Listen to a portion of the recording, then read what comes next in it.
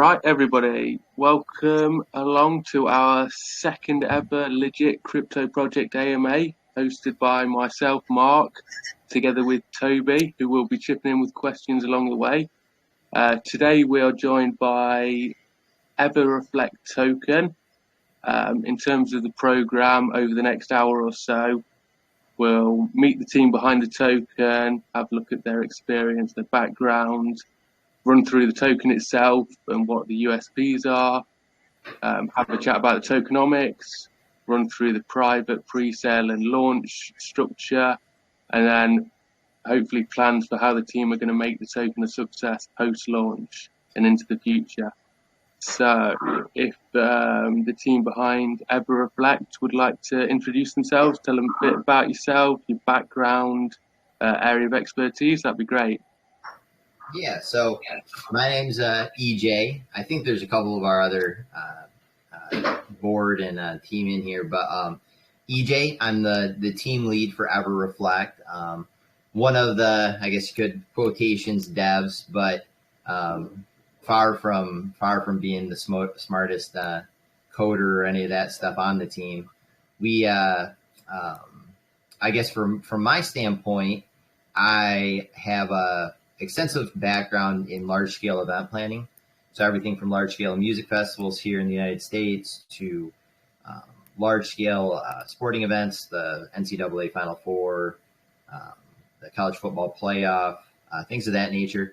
And then I'm a marketing director actually for a festival association here in Michigan, and we have about 500 festivals that we represent. So a ton of my background has come from the marketing strategy side for large scale event planning and being the team lead for basically incorporating, sometimes 10 people, sometimes 100 people that are doing an event for a whole weekend. Been in the crypto space since about 2017. On accident, actually ended up buying. Don't tell anybody, but I used to have a Bovada account, and that's how I ended up getting into Bitcoin, and just kind of saw the progress and got more and more interested. Been a big holder of SafeMoon, of Evergrow Coin, and then this past, I guess it was about October, November timeframe, started discussing this project with my father, Frederick, who you would see a lot in the Telegram, and then my brother, Adam, just about the concept of we were buying a lot of pink sales and we're kind of math weirdos. And we just started taking all the things and doing it kind of almost our own assessment and audit of pink sales of, the amount of liquidity that was going into the project or the amount of BNB that was being raised and how long the team vesting tokens were being delayed or how much was the biggest unlocked wallet, or if there were so many unlocked wallets, where were those tokens coming from? And kind of just started doing our own analysis in-house, got super into BSC scan. And then that's kind of led to this project where we discussed wanting to put together a reflection token with a safe contract that would be able to, that would basically be able to incorporate some of the things that we were hoping to see in a utility token with reflections that we wanted to purchase. And that's really where the math came up. We started with going into our tokenomics a little bit. I've never been a big fan of the buyback and burn. So we decided to skip over it, to be honest. My thought process behind it is I don't like the number of misinformed information of whether or not that has to be enabled or disabled. So we bypassed the buyback and burn and went for a straight reward marketing liquidity token, started at 20%. And the next concept was, well, why don't they ever reduce some of the taxes similar to what's being called out with Evergrow Coin, because there's, 55% or whatever it is of their tax actually goes to the holders. Like, why isn't a higher percentage of the tax actually going to holders? And then the concept of they're all right in the range of 500 trillion circulating supply. Why don't these guys just end up burning more? Or what would be really cool is why don't they just launch the token, hold back 100 trillion tokens and just burn them after launch, so that one, you can solidify some legitimacy with the people that are in your community, because one, you're doing what you say you're going to do, but then two, it's just kind of a fun idea to lower the circulating supply faster than utility really cranking out volume and really cranking out burn. Especially, it's very hard, difficult to do that in the first month or two. And then secondly, because of the fact it's just fun. Like the symbolism and the concept of what we're doing with 100 trillion tokens to delay, dev, burn that.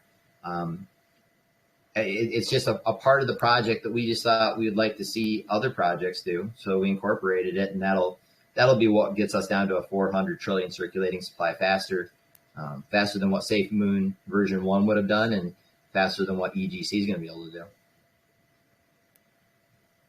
Awesome. Okay, great stuff. And is there other team members with you?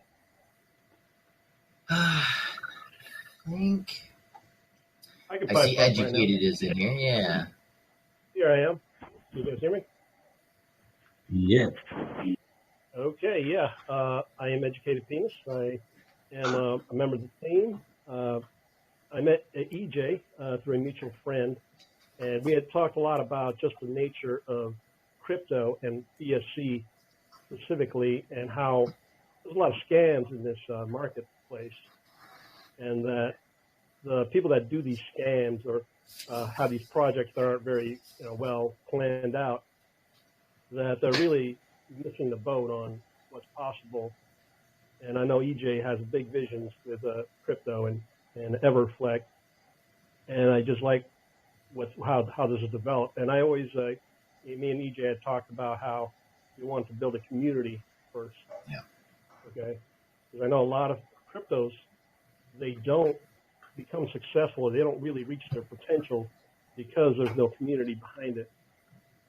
And so we've made it a point to build this community, and also have all these little utilities. I mean, I know a lot of people in the space always talk about utilities. You don't necessarily need utilities to be successful with crypto. I mean, you look at Shiba Inu, you look at Doge, they don't necessarily have utilities. Now, what we want to do with the live event marketing, NFT ticket, that is like something that's at the high end, a Ticketmaster killer, StubHub killer. So this has a lot of potential, and I'm really happy to be part of the team. Yeah. The first, just to acknowledge kind of what EP's done. One of the first people I've discussed the project with back in November, and what's amazing is that he has an ability to network with a ton of people, and brought in kind of a core group of about 40 men that we all buy in on projects together, and 9 of them ended up becoming our board members. But one of the greatest parts of getting that community base and that core to begin with was that we all acknowledged the fact that the crypto space and new launches travels too fast. And unfortunately, we live not even in days or months. It's like dog years, but even shorter than dog years, because a day is like a week, and a week's like a month, and a month's like a year. And we wanted to take this project and systematically and strategically plan it out, because the information came out in November. We released the pre-sale in December, did the private sale in early December, and then still waited until January 18th to do the actual pink sale and January 20th launch, because we're trying to slow down the space for people to have time to, even though I know that you guys ended up kind of finding the project here in the last couple of days or so, but there's a lot of people that have been around since early December, and we wanted everybody to have the ability to get to know us and get to see our faces on our AMAs, but also to forge true bonds, true rapport, and true relationships, so that you knew who this person was, not based on the fact that you're like, oh, they're in this project, so we're going to buy in, based on the fact that, oh, we're friends. I know the name of your dog. I know that your daughter just skinned her knee at school today. I know that the fact that you end up liking this type of steak for dinner. True rapport, true friendships, because that's what the space is missing with all of the fake profiles and everything that you see online and in social media.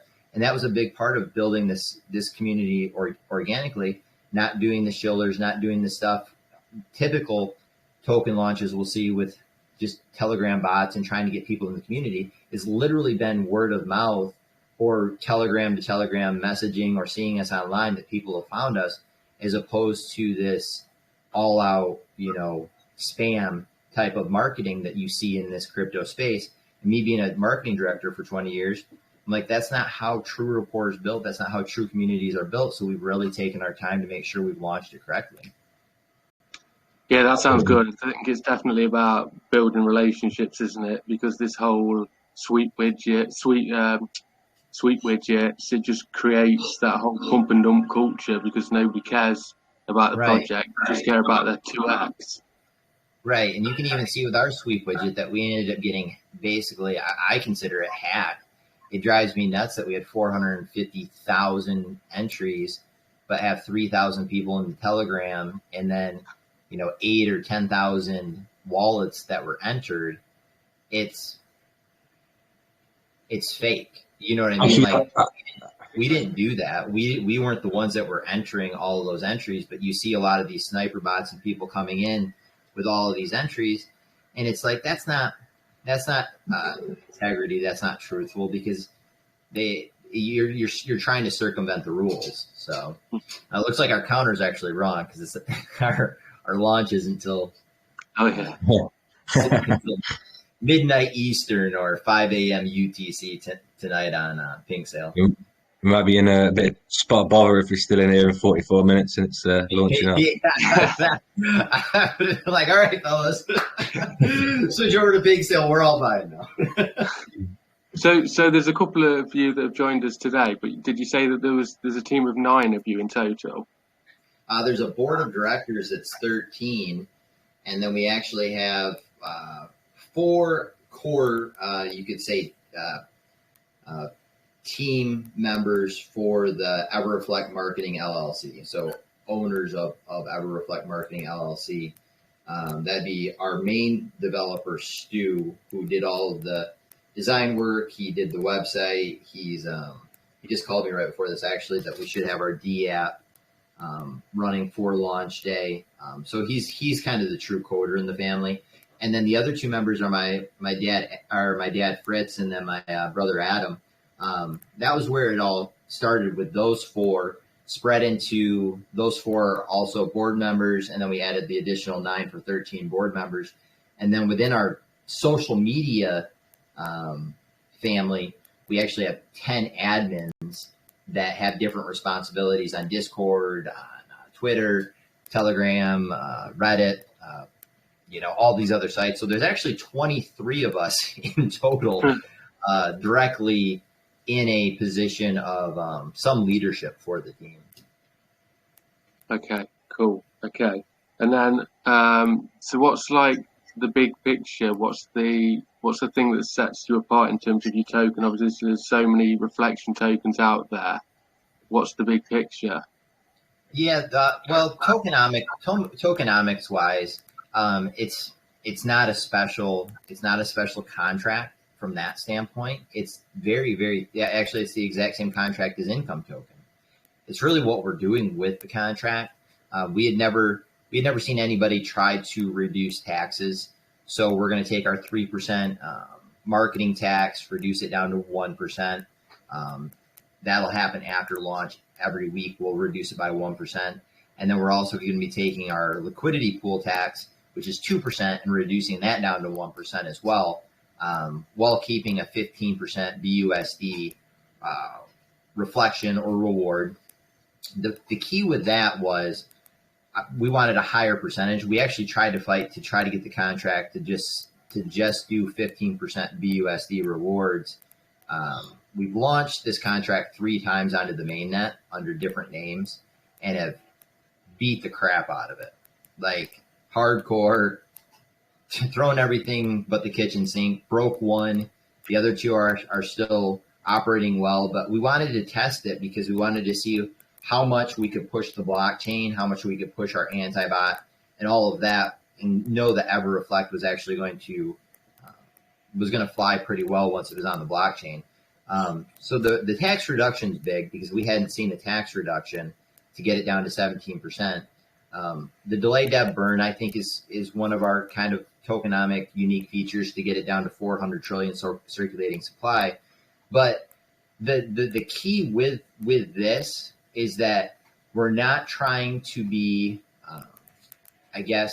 we're not trying to say we're more, or that we're smarter, or that we're more impressive by promising all of these massive utilities and video games and things that really, from our perspective, aren't real world applications. So the difference for us is that we have a very strategic plan of the first utility will be to launch our BSC chart similar to PooCoin. I come from marketing, so I have a lot of experience with digital ad spends, and we'll use EverReflect to help with volume, but also to help with a portion of that being burned for those digital ad spends. The BSC chart is simple, right? It's not simple in the sense of its APIs coming in from BSC scan, and there's a lot of information that's coming in from the charting. There's a lot of swap functions that are going on, similar to like the auto slippage. We're also going to have a component that'll have a dev rating system on dev message board, similar to what Morales has on their forum, but we'll actually have a way for you to pretty much, if you're a dev and you write smart contracts or you do DApps, that you'll be able to have a profile, and then you can be rated, on a scale of 1 to 5 or a scale of 1 to 10, similar to like an Angie's List, so that people can know, all right, you're a vetted dev, because there's so many people in the space that need a dev to do something, but that coder might not be the most legitimate, but they want your BNB. So that'll be a nice aspect. The nice part about a BSC chart is it's well within our team of coders. Dev has a whole team actually that works with him of another 4 or 5 guys for Orion Marketing Agency that can develop that in a time frame of the second quarter, so that we can release the utility and that the token will have token utility. But then secondly, that it's not over promising. We think that we basically will be able to under promise and over deliver by making it as simple as just the BSC chart, because people are already familiar with those and they're utilized quite a bit anyways. The second aspect of our utility that the Educated kind of brought up, coming from the live event space, I do a lot of work with Eventbrite, Ticketmaster, RegFox, all these different ticketing outlets, work with a lot of artists, a lot of tours, a lot of festivals. And the concept of secondary market ticket sales is massive, as far as if you're an artist and you sell a ticket, and say you're a newcomer, but you're selling your tickets for $20, but then you end up getting a single on the radio. Those tickets can go from $20 up to $200, maybe $300 overnight, and you're buying that secondary ticket on StubHub. Well, with blockchain, you would be able to basically mint an NFT ticket, have it with a QR code, have it specific to that date, that venue. It would be it'd also be a kind of a collector's item, because you would have the digital NFT in your wallet.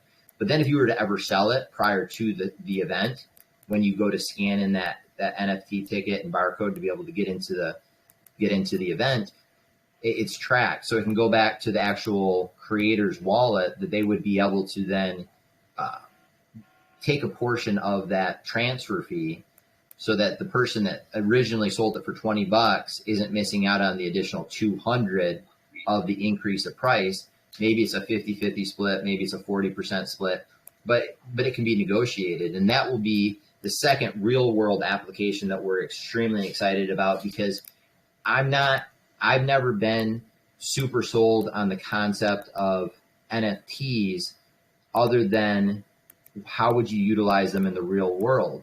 And so with Educated, with BP, and with a couple of the other board members, this is where this idea was forged, that this could be real world application. This could be real world application of blockchain, and people being able to utilize the power of it, because now it's working on the back end for people that need to attend an event. The third aspect that we're looking for in late 2022 is more of a collaboration that we're working with other devs. A big push for our community is education for buying on a decentralized exchange, and it's very cumbersome and it can be intensive if you're new to this world. Getting Trust Wallet or getting MetaMask, I'm sure everyone that's in this group, the very first time that you ended up downloading it and tried to understand all of the aspects of it, it took a minute. Well, that's everybody. There's a learning curve of like, oh, wait a second, I just added this custom token on Trust Wallet, but it's not showing up. Well, yeah, dummy, you put it on the Ethereum network, not on Binance Smart Chain. Like stuff that we take for granted is like foreign language to the everyday person. And we really want to be able to utilize getting new market share of people getting Trust Wallet and MetaMask, but also work with other devs and other solid vetted projects to bring the concept of like a crypto.com where maybe it's more of a centralized exchange like Bitmart, but something hybrid in between the two of them where people can purchase these types of tokens with fiat more easily. And obviously there's a lot of regulations and you start getting into other aspects of, you know, all right, you're buying a utility token with fiat. We need to make sure we go through all the filings and paperwork for that to happen. But that's the last kind of step of what the functioning of our kind of our tripod of utilities that we want to incorporate, because we want to be able to bring this world to more people. And when there's 300 million people that own some sort of crypto, but only 2 million of them are actually trading with smart chain wallets, there's a huge market share that's missing out on it. Yeah, definitely. That sounds really good. Obviously thought long and hard about how you're going to take this forward long term in terms of how you're going to do that and when you're going to do that.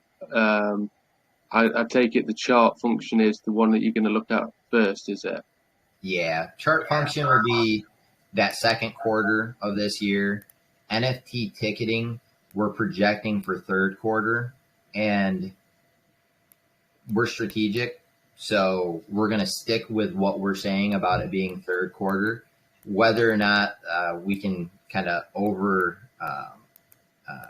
under promise and over deliver, that will, Stu was talking, our tab, he called, like I said, about the D app. He's already kind of in the world.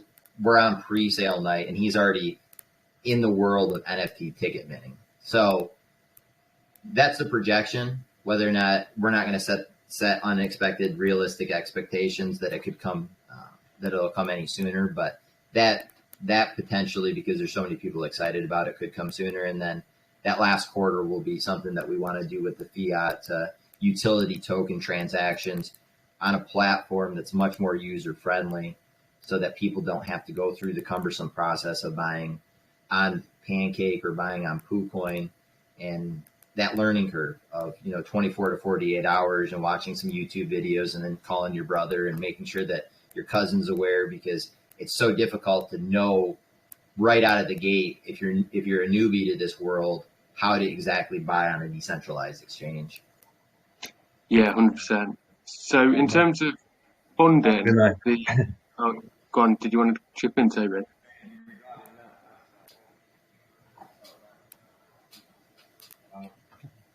I don't know if anybody else. I can't hear you too well, Toby. Don't worry, mate. There you go. Got you back now. He's supposed to be working still, right?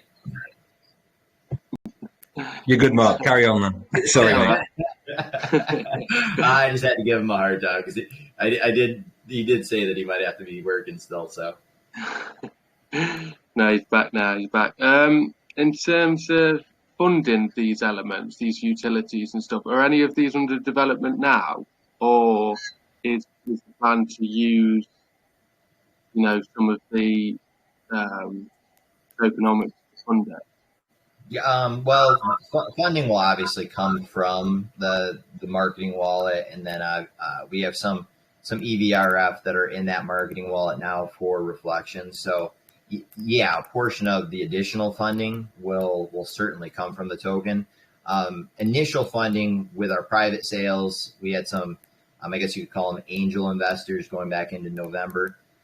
So the development of the chart and the development of the NFT ticket minting are already structurally in place. All of the coding or the platforms, especially the front end facing of the platform, obviously are not finished yet, but it's already in development. It's not. The nice part about taking 3 months to launch a project is that you also have 3 months to kind of develop, all right, these are the utilities for our token. How will this token utility be able to be incorporated into the platforms that we're going to develop? So because we're doing the launch and development slower than I think most other projects that'll kind of take a week, maybe 2 weeks time to rush to market. We're doing this very slow of rushing to market. So it gave Stu and his team of coders more time to on this side of launch and this side of pre-sale to already get a lot of working parts in place. So it is already in development. There is already funding and backing behind those two components of it. And hopefully with the launch that that this utility token will do well, that it'll bring in some of those rewards to help continue to fund it as well. But I'm just looking at the tokenomics and going back to what you said about the marketing being reduced. Is it from week 2 that you're looking to reduce from 3 to 2 to 1%? We will be reducing, if I bring up our white paper, I was going to raise this question as well, because your white paper takes it down to 15%, but then it sounds like you might have changed it slightly and kept some marketing tax at the very end. So the testing, and that was part of the reason why I didn't want to do an AMA today, because we had an AMA yesterday with our team, and all of our testing that we had on our 3 mainnet tokens, we discovered that you cannot take the tax down to 1% or down to 0%. It has to live somewhere above 0. So the lowest we can get it to is 1% for marketing, 1% for liquidity. I've updated the white paper, which is in our chat, and I've sent that updated white paper over to Stu. So it'll be updated on our website here shortly, but I know that he had just received that this evening. So that's pretty much the difference. The tax reduction on the new white paper will be January 20th. It'll be listed. We'll have 5 trillion tokens burned. January 27th, we'll reduce the marketing by 1% a week later with 5 trillion burned. February 3rd, 1% of liquidity will be reduced with a 5 trillion burn. And then February 10th, which will be the final tax reduction now of 1%, the last 1% of marketing, and a 10 trillion token burn. Then that final tax will settle at 15% BUSD reward, 1% liquidity pool, 1% marketing. That's only going to account for approximately 25 trillion of the 100 trillion.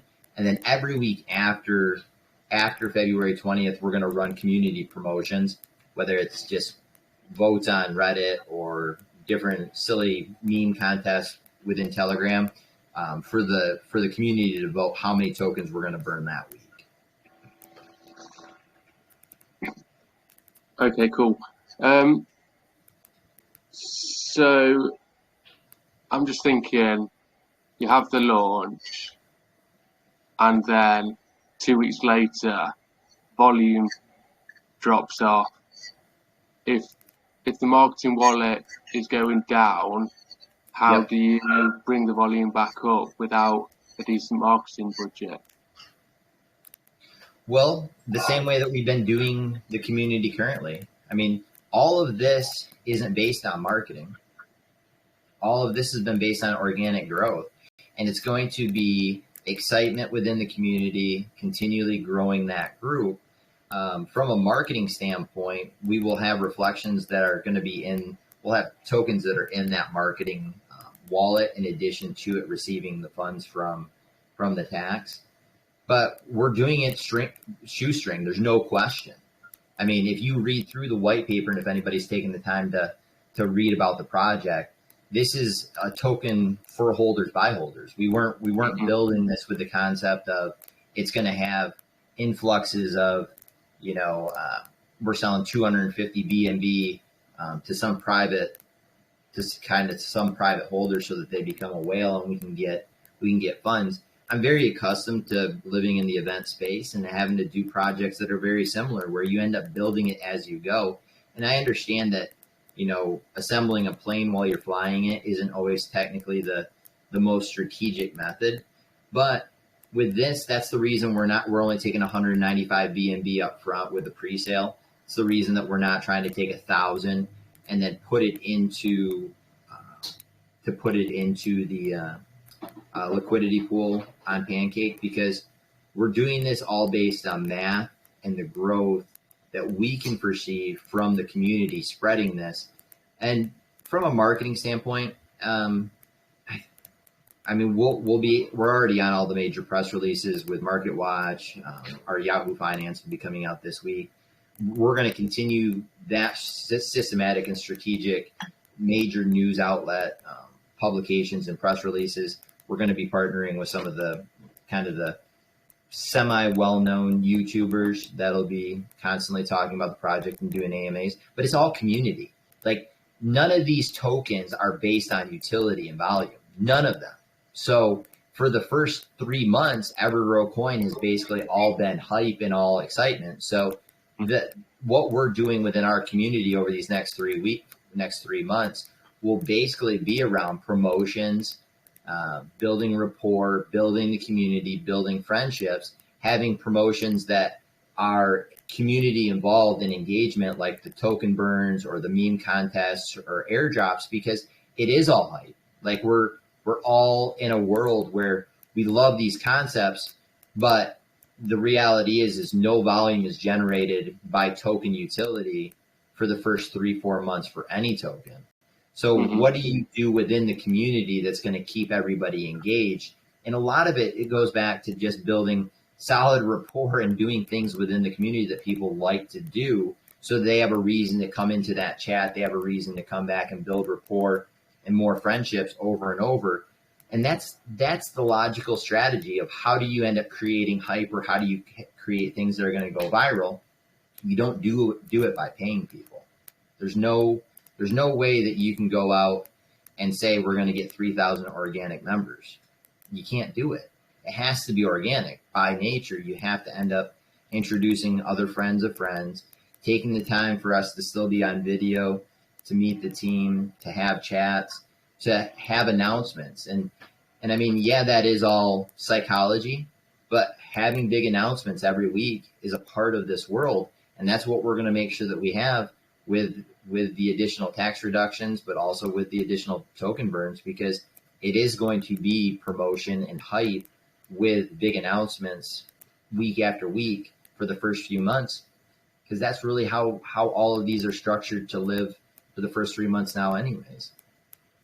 Yeah, definitely. I think you've obviously gone about it the right way in terms of building that organic core, like, community. Well, and it's one of those things that, like, I love the blockchain and I love utility tokens, obviously a ton, because I think there's real world application. But then it's also that, like, we're all legitimate. We've been around it for a while, and having that kind of, like, come to Jesus, being honest moment of, like, one of the parts I want to do with our chart is to generate a portion of the volume that is directly correlated with utility, because you don't see anything out there now, like how much of this token is actually getting their volume from utility. It doesn't exist, because if everybody were to be honest and you were to look at SafeMoon, or if you were to look at EverGrow, and you had any portion of volume that's even generated by a utility, it's so minuscule at this point. And it's coming. We want it to come, because this has to be a utility token. That's what this is. When we'll get to those days, hopefully other tokens will end up being able to launch and stuff that will incorporate that on a more volume to utility scale. I'm really, really hoping that we see that in 2022. Mm-hmm. Mm-hmm. Yeah. And I just, You think about it Yeah. too. I mean, EJ brought it up. We concentrate on the community. Marketing doesn't have to be expensive. Okay, I know this Right. is like a misnomer that you have to spend a lot of money to market. There's a lot of ways to inefficiently market. Like I know some projects they buy billboards in New York Right. City. That's a waste of money. Yeah, Right. 100%.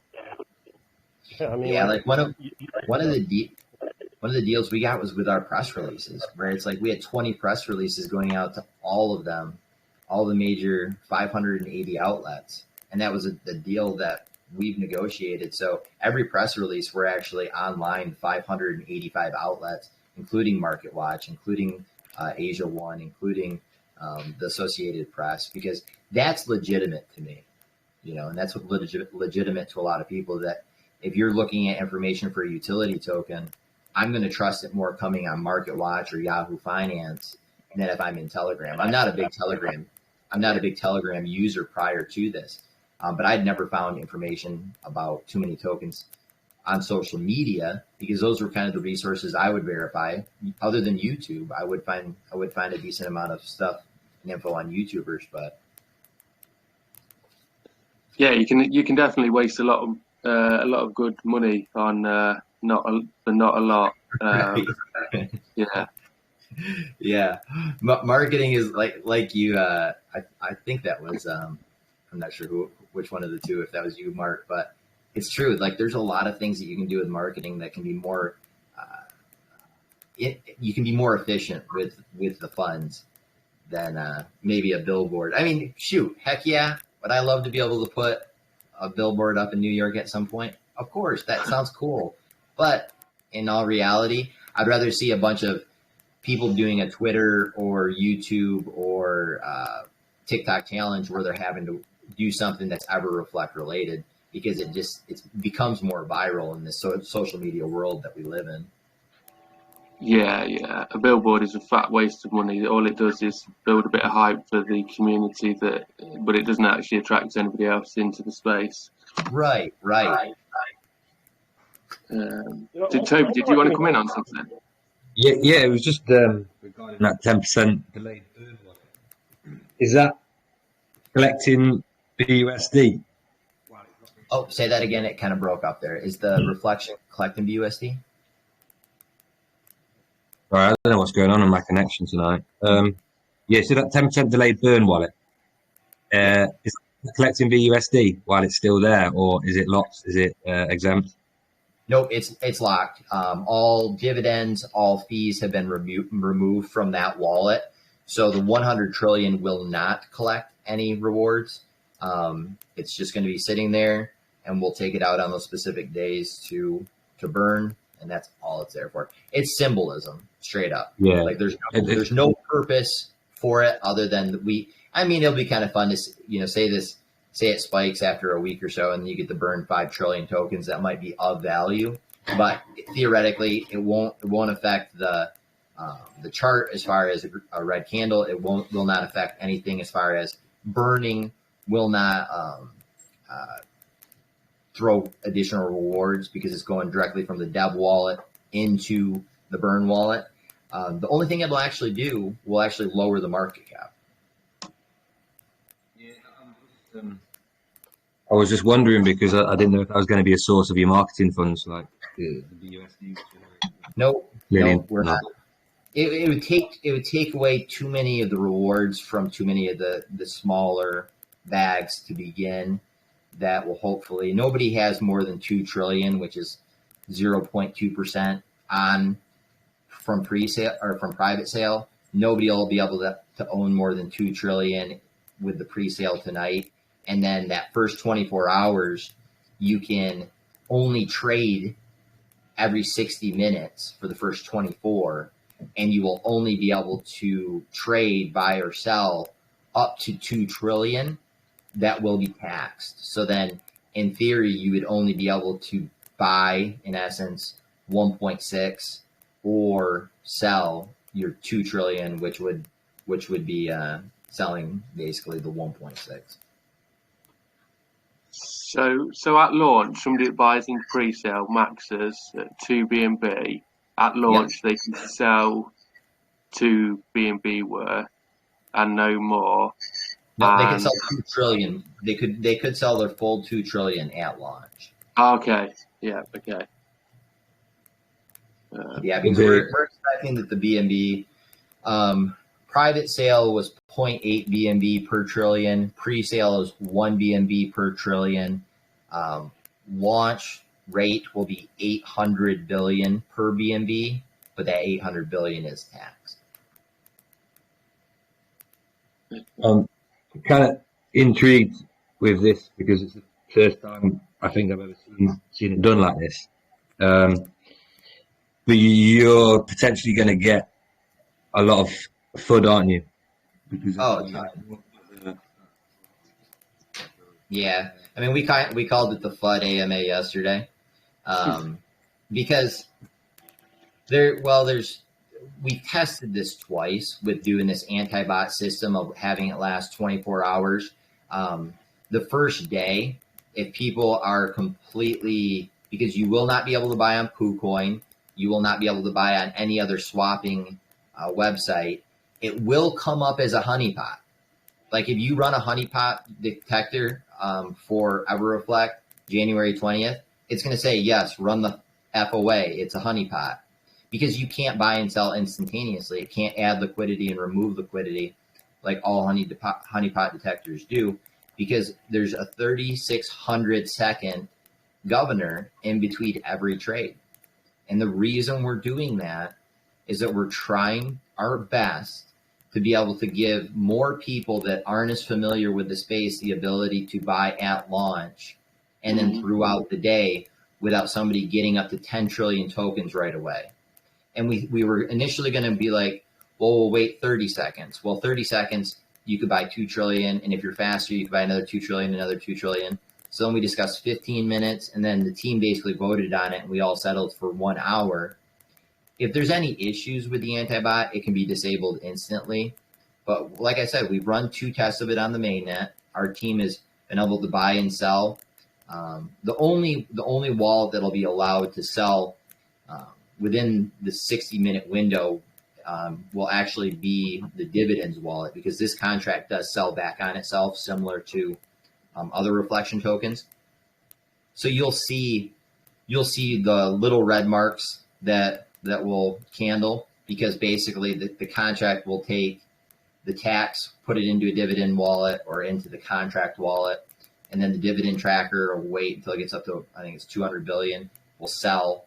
And then those red marks will be able to appear, because the contract does sell on itself, and the contract will be able to sell during that 60-minute window. But it's the only wallet, dividend tracker, and the contract address are the only 2 that are approved to be able to sell or trade, I should say, in between that period. But all dividend trades are sells. So. And that lasts for 24 hours, did you say? Yep, we're going to turn it on at noon on the 20th, and we're going to run it till the 21st. It's never been attempted that I'm aware of. In fact, I've spoken to a lot of devs that are kind of project owners within the pink sale world. We have a chat. There's like 1,800 of us. And everybody said, you're crazy. Like, it won't work. And so I was like, has anybody tested this? Has anybody spent the 4 BNB to add liquidity to, make sure that you're buying the platform and then you buy the anti-bot? Has anybody just wasted the 4 BNB to try it? Nobody had.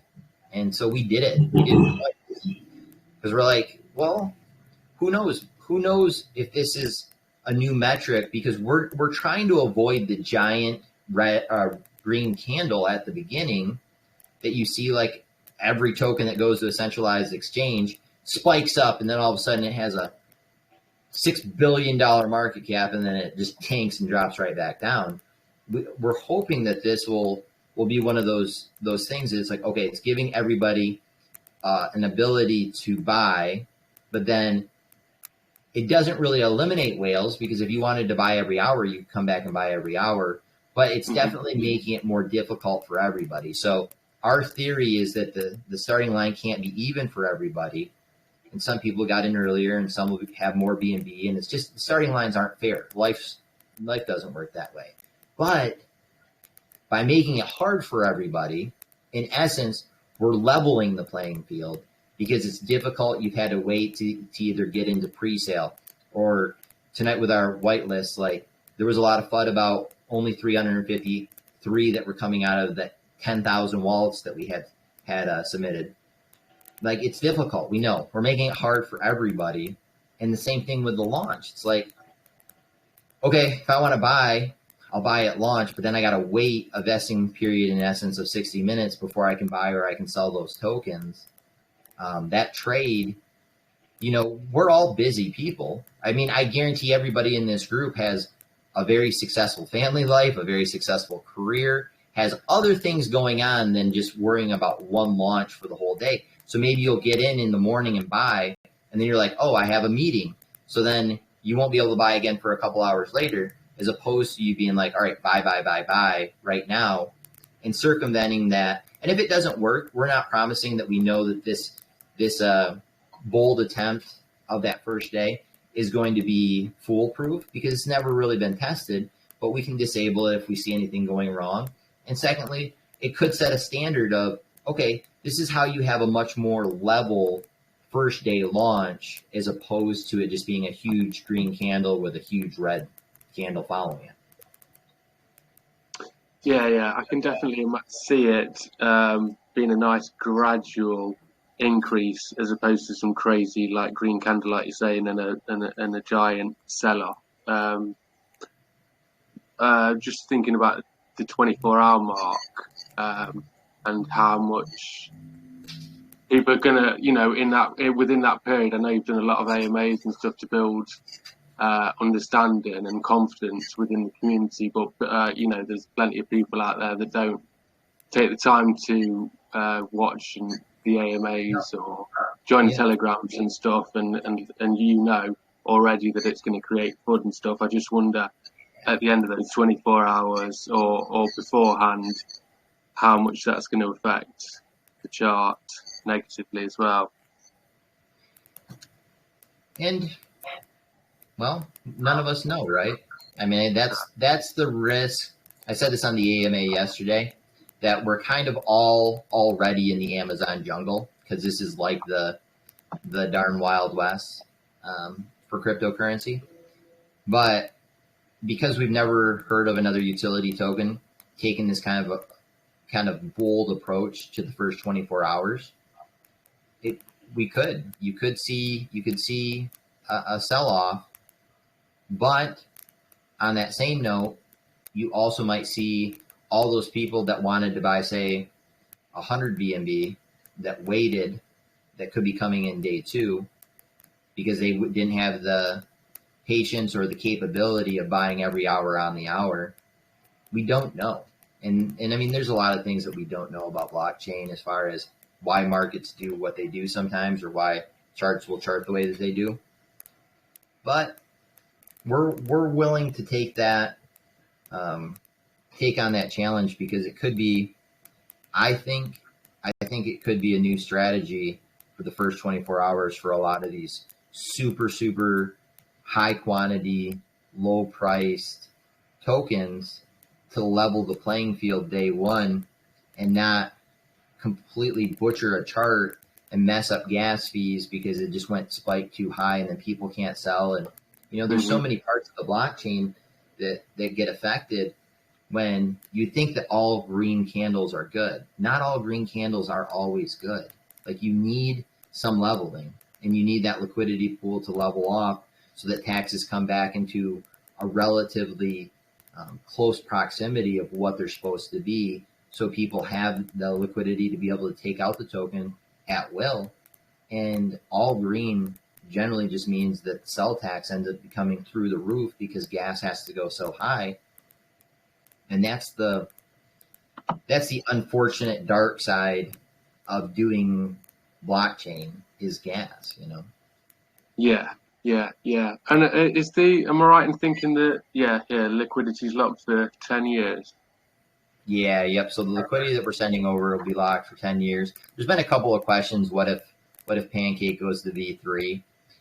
If it does, we're gonna have to end up doing the same kind of migration, most likely, like all other tokens are gonna end up having to do. But we'll probably have to get some insight from more advanced, you know, people within the industry, similar to what SafeMoon would have to do or what EverGrow Coin would have to do, because that would affect a lot. If we see a version 3 of Pancake coming out anytime soon, that's not going to affect EverReflect as much as that's going to affect the whole blockchain. Yeah, sure. I've been through this myself, and it's quite a hard thing to deal with, and it took a token I was working with from a 14 million market cap to a 1 million market cap because of V2. What are you trying to prove by locking it for 10 years? Like, what's your theory behind doing that? Trust, nothing more. Just that you know that my wallet can't withdraw it. I mean, there's really no when you've looked at so many other projects, and if we think that the blockchain liquidity is still going to be there, I'm only going to basically, when we click to finalize it, putting in 195 BNB. Hopefully, there's way more in the liquidity pool than 195 BNB, right? And that the price of BNB goes up, and that everybody's happy. But the concept of the 3-year delay for vesting tokens, the concept for the 10-year liquidity lock, the concept of only having it be 195 BNB hard cap, all the math was done December 3rd, I think, with me and Fritz. So at that point, December 3rd, and we ended up listing it December 20th because we wanted to give ample time for everybody for the community to build. You know, this math made logical sense. Like, there's definitely things that we could go back and in retrospect, and liquidity lock, we probably could have done it for a year, or we could have done it for 5 years. But being new, for our entire team, this is our first project. We wanted to give every confidence that we went above and beyond, almost to the nth degree, to make sure that there was trust and that there was integrity and that there was transparency being put forward. Because a lot of the projects that you guys, I know, vet on DX Sale or on Pink Sale, you'll see little flags, and it's like, okay, like, I like that they're putting in 90% of the liquidity, and I like that the liquidity is locked for 5 years, and I really like the fact that they end up giving this kind of reward. But then there's 100 billion or 100 trillion tokens that are unlocked, and they're not explaining why that wallet's unlocked. Like, there's so many just red flags with any kind of pre-sale that we wanted to do everything we could to eliminate red flags. And like I said, when we put it together on December 10th, we saw such a massive amount of reflection tokens that were coming out, and a massive amount of reflection tokens that the contracts weren't they weren't flying, day one at launch, that they were getting delayed or that there were issues. So when you're seeing other reflections tokens similar to EGC on Pink Sale trying to emulate their tokenomics to a T, doing 450 BNB hard cap, and not even filling 120 of the not even reaching soft cap, 195 with 100 people in our Telegram group seemed logical. And so then by the time December 20th rolled around, I think we had a few hundred people. But from December 20th through January 18th, this explosion of going from a couple hundred, 200, 250 people to 3,300 organically in our Telegram. I know it's cliche because a lot of project team leads would say that it's special, because everybody thinks that every project's special if you're a part of the project, but it's unexpected. Like, there's no way that anybody on our team, our board of directors, or our admins would have projected that today, a few hours before our launch or our pre-sale, we would be sitting where we're sitting right now. Because it is. There's so many things in this space, and it goes back to the community and the rapport and the integrity that we're trying to show that community. Straight up, that's it. That's the foundation. You know, I understand it, because it was the same reason kind of we did it, was to prove the intentions, but in hindsight, a big regret locking the liquidity for that long in our situation. Are you locking it straight from the get-go, or are you going to be testing it for a while before you lock it? Say that again? Are you going to be locking it straight away, or are you going to be letting the contract do its thing for a while before locking it? Well, with using the Pink Sale platform, it will be locked.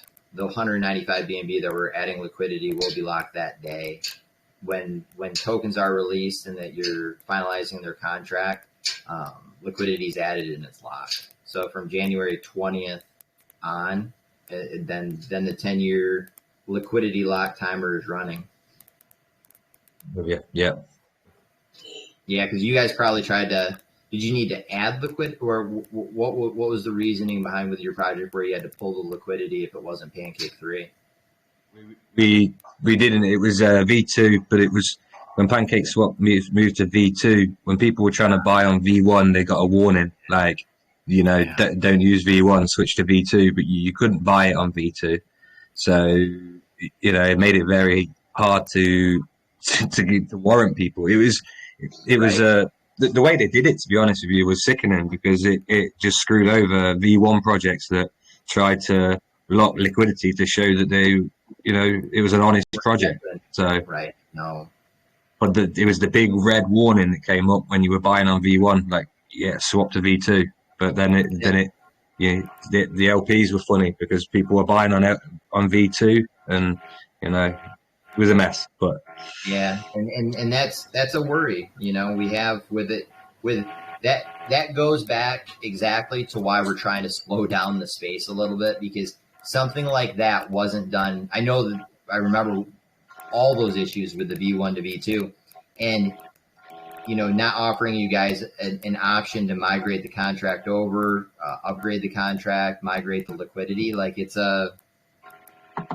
tough. It's a risk that, you're actually one of, but because you've done your own project, you're one of the first ones that have actually even acknowledged that, because the space moves too quick sometimes.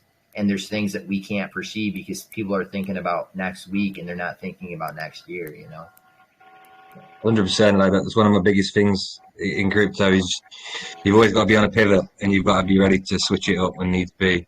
But I get your integrity, and I understand the reason behind doing it.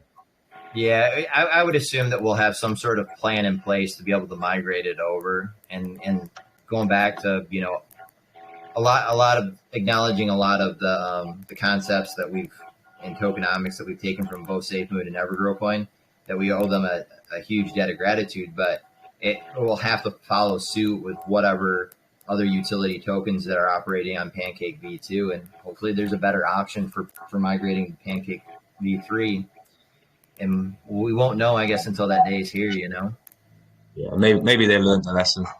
We'll see. You would think with the uptick of, the 2 million wallets that ended up getting out there in 2021, like we're not the secondary blockchain anymore. We're at least a blockchain that can hold its own. Granted, it's not as big as Ethereum, but like BNB blockchains, definitely Binance Smart Chain blockchains, definitely getting its name more recognized and more out there. So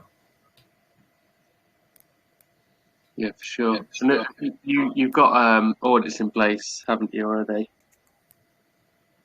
Orders in place? Audits. Oh yeah, yes. Yeah. We had our InterFi audit. I think you can see it under. Is it under blockchain? Oh, there you go. KYC verification and smart contract audit. So we have KYCs from InterFi.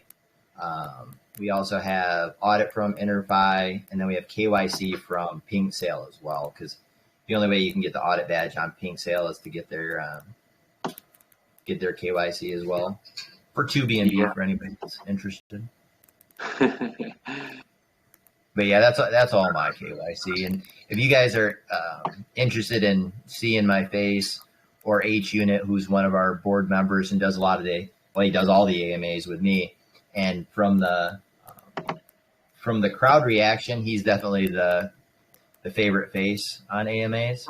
But you can see our YouTube videos on our YouTube link as well. Nice. I think you've already proven that you're a pretty legitimate group. We're trying. I mean, we're definitely not. We've said it before. Like, there's a lot of other people that are have proven that they might know more about coding, that they might be smarter about BSE. But the difference with us is that we're really doing this with integrity every step of the way, because we wanted somebody to do this for us with other projects that we ended up getting basically hosed buying. And you learn as you go, because all of this travels so fast that surrounding yourself with a core of people and an inner circle of other smart individuals attracts other smart individuals.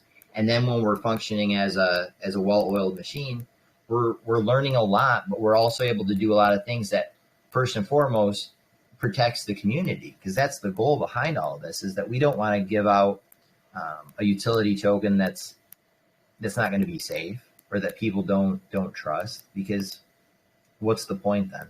You can't accomplish giant goals if people don't trust you. Yeah, for sure. Definitely. Yeah. Toby, have you got anything else you want to add? So just, I think someone might want to say something. Just about Everlock. It's AK. Oh yeah, man. How you doing, guys?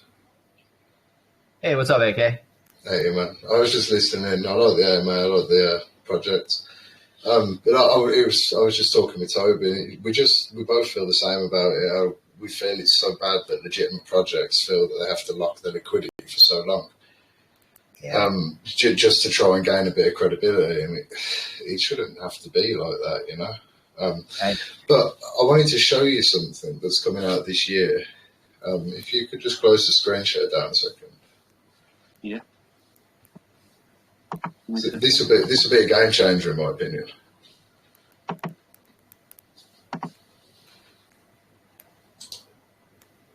No, we are a token by the people, for the people.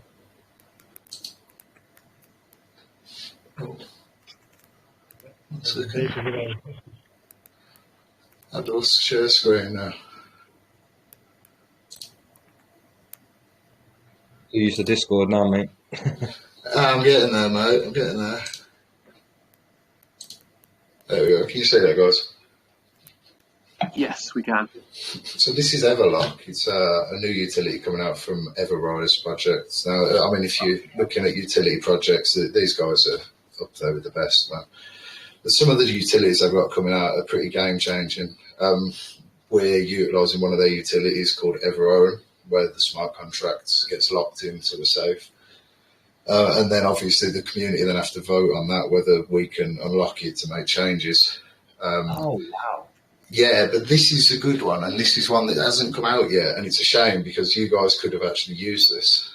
But yeah, for future reference, this is something that people should be looking at. EverLock from EverRise. Now, is this associated with Bitrise, the gentleman that did Bitrise? I don't know. I don't believe so. No? Okay. Because I've seen some stuff on EverRise. Because EverRise, these guys have got loads on. Let me find it. So they utilise all of these. These are the different utilities. Well, that is amazing. I like this. Yeah, so EverSwap. EverSwap is a really interesting one. So that basically bypasses all of the buy and sell taxes, that puts the pressure on the chart. So the contract doesn't actually sell the tokens, and it takes the tokens at the point of trade rather than putting the sell pressure on the chart. Yes. Yeah. But yeah, all of these little things are coming out. But But Everlock, it's a shame because you could have really used that to gain your community's trust and to put that proof out there that you're a legitimate project, you know? Well, and that's and I've been in contact with a lot of other devs talking about that collaboration. That's, I think, the key to this. Like, you need community, and you also need the community to be able to support the project. But once the community supports a project, the project has to build rapport with other communities. Like, one of the unique parts about our chat is we don't block you if you start talking about another vetted token. And that's almost foreign, because they're like, wait, I can bring up Project One Whale, or I can bring up Hodl for Gold, and I'm not going to be blocked.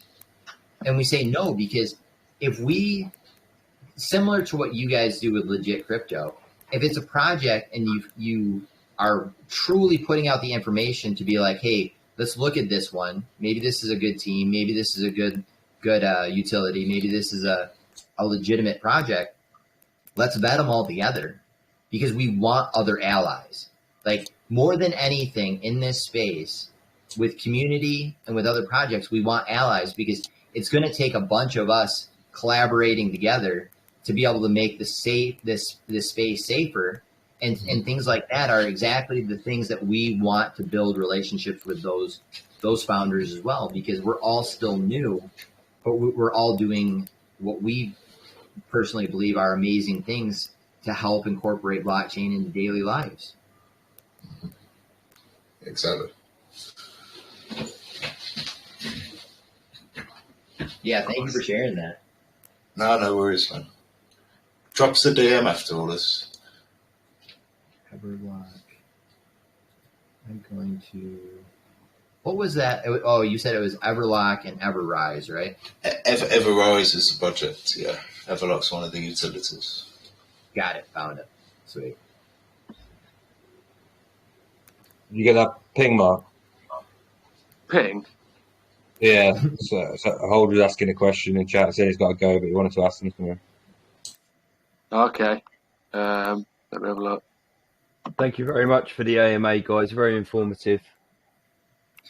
Thank you. Appreciate for you taking the time out of your busy night to even be here. No problem, guys. Thank you very much for presenting to us.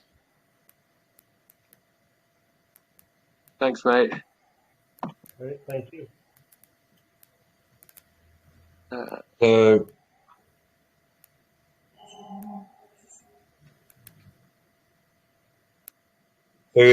Holder Ties he's asking, he saw Moneymaker and one or two members of the Y5 team in the chat the other day. Were there any private discussions with Y5 after they joined the chat? And if so, is there anything you can share about it? With Wi-Fi? Yeah. Y5. Moneymaker and one or two members of the Y5 team in the chat the other day. Were there any private discussions? Can you share anything or not? I mean, I'm not aware. I think I even messaged. I think I've talked to Moneymaker one-on-one, but I don't think it was in regards. But I will be honest, as far as being in the main chat, I'll pop in there here and there during the day, and then mostly once my crazy day and getting through all the Telegram direct messages, I'll usually jump into the Telegram group at night. I don't believe so. I don't think there was much. I don't believe I've spoken to any of the devs from Wi-Fi as of yet. So if they are, if they are listening, or if they're out there, to message me EverReflect1 on Telegram.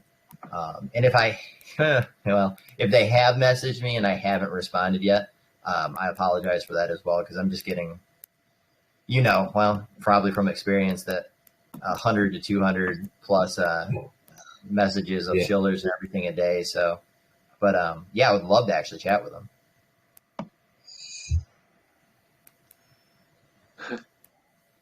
Does anybody else have any other questions?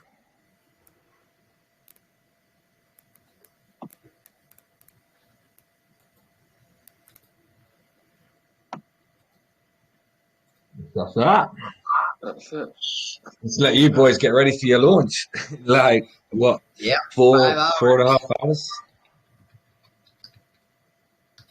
Yep, we're excited. It should be a fun night. We're gonna close down our chat, and then we'll go into all VC, just so that it doesn't get bombarded. There's been about, I don't know, 8 or 9, fake projects and scammers out putting out fake pink sales and fake telegrams. So EverReflect official, if anybody wants to join in tonight for the crazy New Year's Eve countdown, for me, it's midnight Eastern Standard Time that this thing will launch. So we're excited about it, though. And, I just want to acknowledge you guys again. Like, thank you. Thank you for the invite. Thank you for being in this space and doing what you're doing with Legit Crypto, because it needs more groups, more friends, more characters, more people like you guys, what you're doing now with these projects, because there's too many and there's not enough that are vetted, that are doing it correctly to make it safe. And what you guys are doing is just making the crypto space that much safer. And I appreciate that. And I know our entire team does. Awesome. Thank you. Appreciate that. And thanks a lot for coming along and sharing some information about the token. Good luck with the pre-sale. I'm sure it'll sell out in seconds. Yeah, we'll see. You're pretty oversubscribed, aren't you? So I'm sure it'll sell out quick. And then get ready for the big launch. Yep. And if anybody has any other questions, feel free to message myself, where I see 8 units in the group, educated, hold retire, who's become a good friend. There's a lot of very knowledgeable people in our community to answer any questions, but always feel free to reach out to me directly as well. And thank you for your time. Appreciate it. No problem, buddy. I'm going to drop you a DM shortly. If you don't mind picking it up, that'd be great. Yeah, for sure. Fantastic. Speak soon.